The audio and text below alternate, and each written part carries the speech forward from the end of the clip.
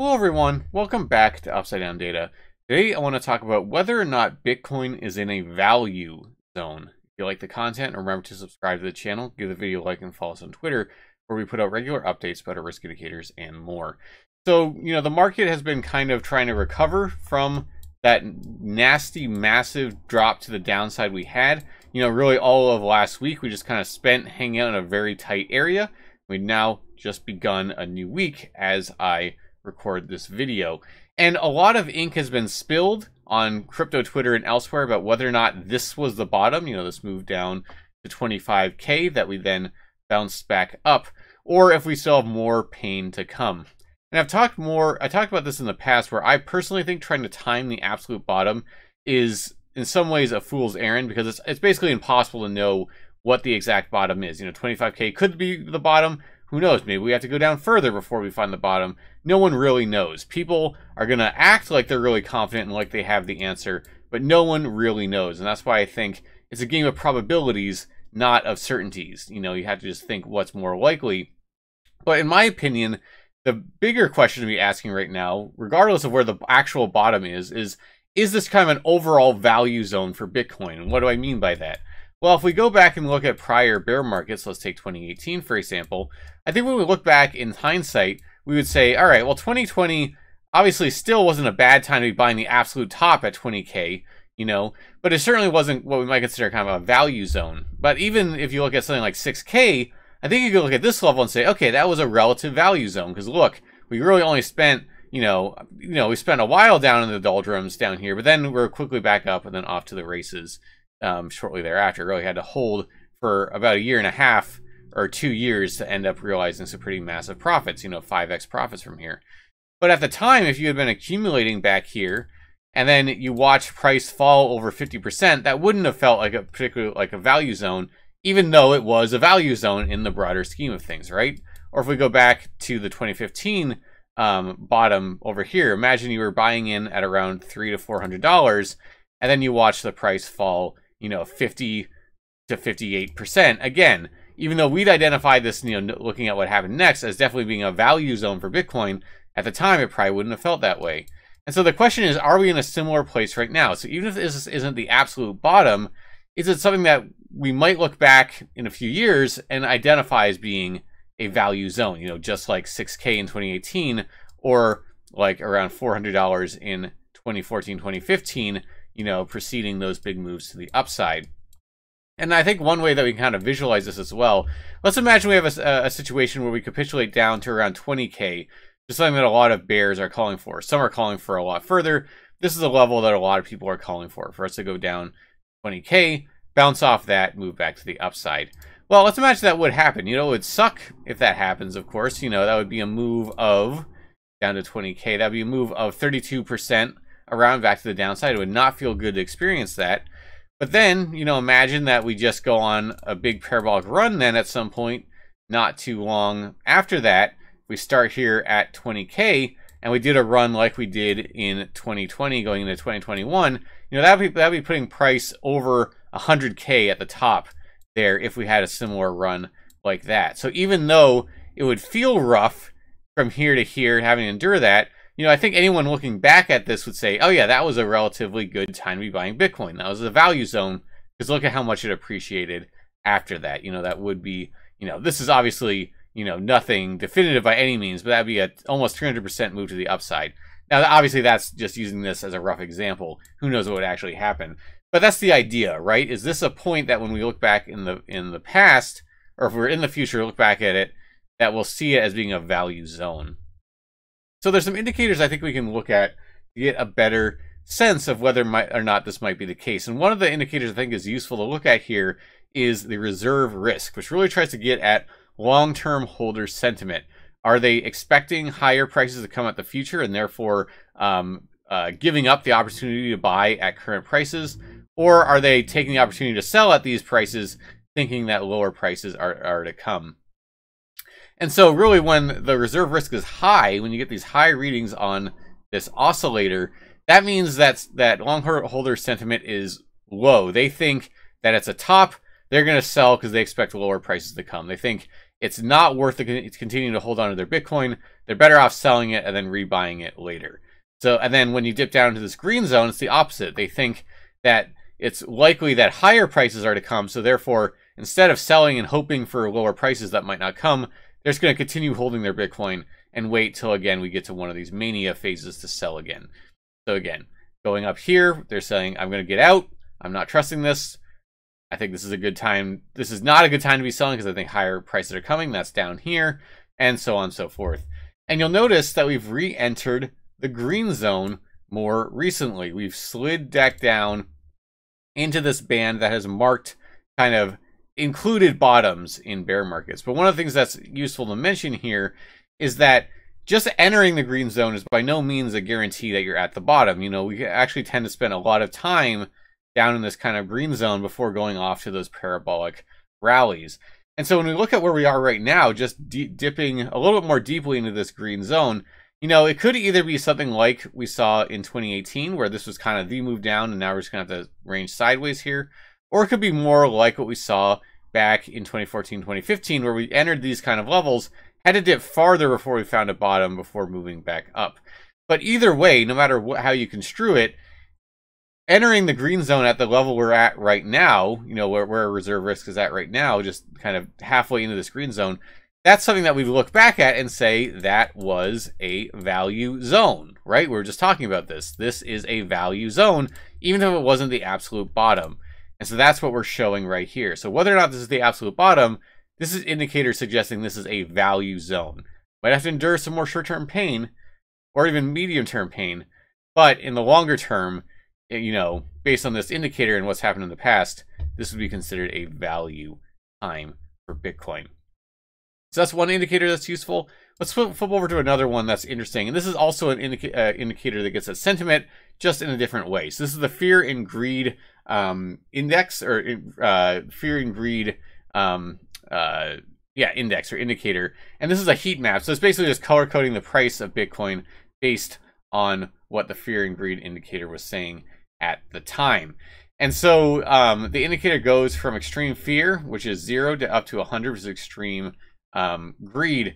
And what you'll notice is that in capitulations and bear markets, you tend to get a lot more fear, obviously, and then to mark the absolute capitulations, tend to get this deep, deep fear that hangs out for a while, you know, multiple days that are spent in extreme fear. You know, you'll see that even here in the capitulation at the very bottom of the correction in the middle of the summer of 21. And we're starting to see that behavior here again. You'll notice this kind of big cluster of dark blue that we're in right now with this big market sell-off, you know, that bottomed locally at 25K. So you could look at this as a different kind of sentiment. This is just broad market sentiment. You know, this is calculated very differently than the reserve risk. This is incorporating a lot of different things. It says here how it's calculated. So volatility is factored in, market momentum, volume is factored in, social media sentiment is factored in, Google Trends, etc. Different factors like that.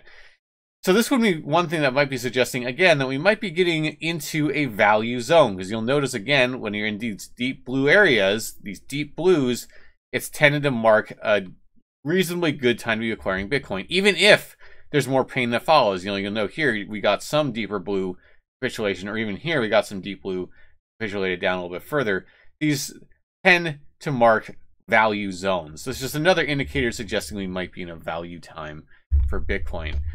And the final one I want to talk about here is the long-term holder MVRV, which is the ratio between the market cap and the realized cap. And essentially the realized cap is what is essentially kind of like an aggregate cost basis. So realized cap is basically when people spend their coins, that coin gets added to the realized cap at that price level. And this is an indicator that's used a lot to try to identify tops. People often will just use the entire MVRV. This is one that's looking specifically at long-term holders where they're realizing their profits, where they're spending their coins versus just sitting on them. And what you'll notice is that for bear markets and for bottoms on this indicator, we tend to dip a little bit below this neutral line. And essentially the neutral line for long-term holders would be the point at which they're at break even between their cost basis and the market, basically, or the market has come back down to their cost basis. is the way that you can think of that. And so that tends to be the point at which bottoms are formed, once we're getting back down towards those levels. So I'm actually going to zoom in at the bottom part of this chart a little bit more so we can see this more clearly. You'll notice that it'll dip down below, and then that tends to be where the bottom is formed at the bottom of these bear markets. So we're not quite there yet, but again, we're getting close. And just like we talked about before, kind of in those zones, you know, like here or like here, you know, it's this value zone that may or may not actually be the bottom, but it's certainly getting close. You know, and even the March 2020 crash went down and touched on this level here. So we're moving back down in that direction. So it's again suggesting that Bitcoin is nearing some kind of a value zone. And the final indicator I want to talk about is just one of our own indicators here at Upside Down Data, the Upside Downside Potential Indicator, which is our in-house machine learning based risk indicator. And what you'll notice is, again, we're entering into, just like in these previous bear markets in these levels of green, we're entering into, or have been in, a level of relative value. And I think we can see this if we just look at the raw output of the long-term UDPI. This is a more macro-focused version of the UDPI that cares about moves that play out over months to years. And again, what you'll notice is that, you know, in these bottoming points, so far the actual bottom has tended to fall below, you know, -4, -5 at different levels, or, you know, the March 2020 crash also falling into that zone. But even before that, you know, you'll notice once you get down into kind of this -3 type of zone, which we touched back here, that's still going to be relative value, right? And you'll see that kind of dipping into that level. It's down close to bottoms, tends to be close to bottoms over here.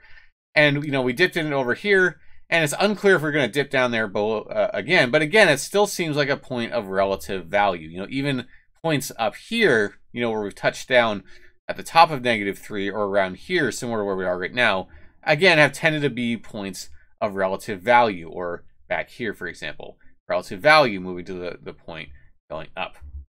So what I'm going to be watching is see how far does the long-term UDPI fall down in here. I think it's already suggesting a point of relative value, you know, notably more upside potential that's realistic than downside, but it certainly could go lower, maybe suggesting we're getting more close to the bottoming out point.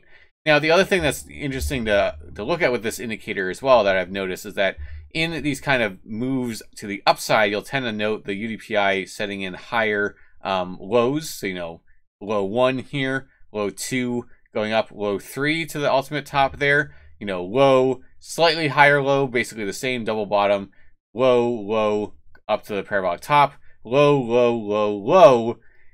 And now the question is going to be, are we going to set in a final higher low here again, maintaining this more bullish structure, suggesting that realistic upside might not be as far away as in these bear markets, or not? You know, if we draw this kind of rough trend line here, we can see we're getting close down to that point where it'll be interesting to see if we catch a reversal here that might maintain this kind of overall macro bullish structure. You know, I think, you know, I personally think we're in a bear market right now, but if we were to catch that, it might actually be a suggestion that, you know, even if this is a bear market, maybe it's just a shorter term bear market like what was happening in the summer rather than something that's going to take forever. That's highly speculative. I'm not really placing much stock on it. I just wanted to point it out because I think it's interesting.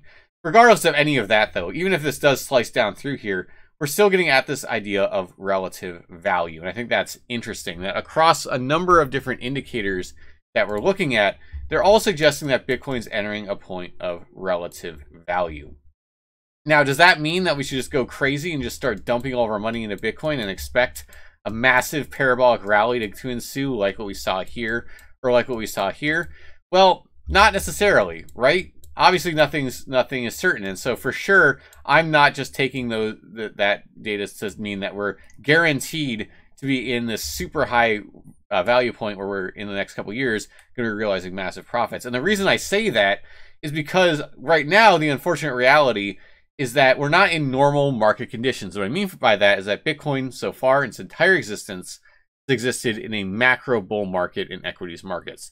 Sure, there have been corrections in the equities markets, but there's not really been a time since the financial crisis of 2008 where there have been so many macro headwinds affecting markets. You know, with inflation being so high, the Fed really serious about tightening monetary conditions. It's a scary time in the market right now, in broader market. So my kind of viewpoint of this whole thing and the way I'm interpreting these various models suggesting that we're in deep value or in relatively, value area for Bitcoin right now is that if we can avoid some kind of a massive stock market crash like 2008 or like the dot-com bubble bursting in 2000, if we can avoid a recession, etc., then I think these indicators, more likely than not, will play out again, right? I think if we can go back to kind of, business as usual in the broader markets, a bullish stock market going in, setting new all-time highs, I think crypto could absolutely explode in that situation. We've kind of corrected so far. We've gotten into these relative value points so deeply, or at least neared them, that even if this isn't the absolute bottom, I think if we're not going to see one of those massive stock market crashes, then we could absolutely explode from here. I think that's very plausible and very realistic to expect, levels getting up to the, 100,000, in the next few years, certainly. The problem, though, is that if we do see one of those massive crashes, if we do see a 2008 style crash or a dot-com bubble burst, etc., then, it's possible that this overall, macro bullish trend that Bitcoin's been in its entire history might start to show some cracks. We've never set in a low below the prior all-time high in terms of absolute dollar terms. That could absolutely fall apart in the case of one of those massive crashes like that. And that would then mean that this might not look like such a relative value point because we're having to play a long time down in these lower levels before, a recovery can happen, broader markets can recover, and we might be able to then start charting a course back to the upside. So that's the caveat I want to put out. That with all of these indicators, they're all based on data from bullish stock markets overall. Obviously corrections in between, but by and large, a bullish macro time with, inflation not ever really being much of a concern in that history. Now we're at a very different point. And so that's where I kind of see this, is that if we can avoid a massive stock market crash, green light, rocket ships, laser eyes, etc., is very plausible. If we don't avoid that, then we're in trouble. And so that's why I think it's kind of the difficult thing about navigating the crypto markets right now is so much is dependent on things that are completely separate from crypto, that crypto really has no impact on. And it's really going to be the case that are either going to maintain this overall bullish, logarithmic type growth pattern for Bitcoin going on into the coming years, or we're not, more than likely, depending on what happens with broader markets, broader economic conditions, etc. So that's the way I'm thinking about value, that if we avoid all those macro issues, I think we're gonna look back at this seeing it as a fantastic time to be acquiring Bitcoin. If we don't avoid those, it might be a much more bleak story. All right, if you like the content, remember to subscribe to the channel, give the video a like and follow us on Twitter. Put a lot of updates about our indicators and more over there.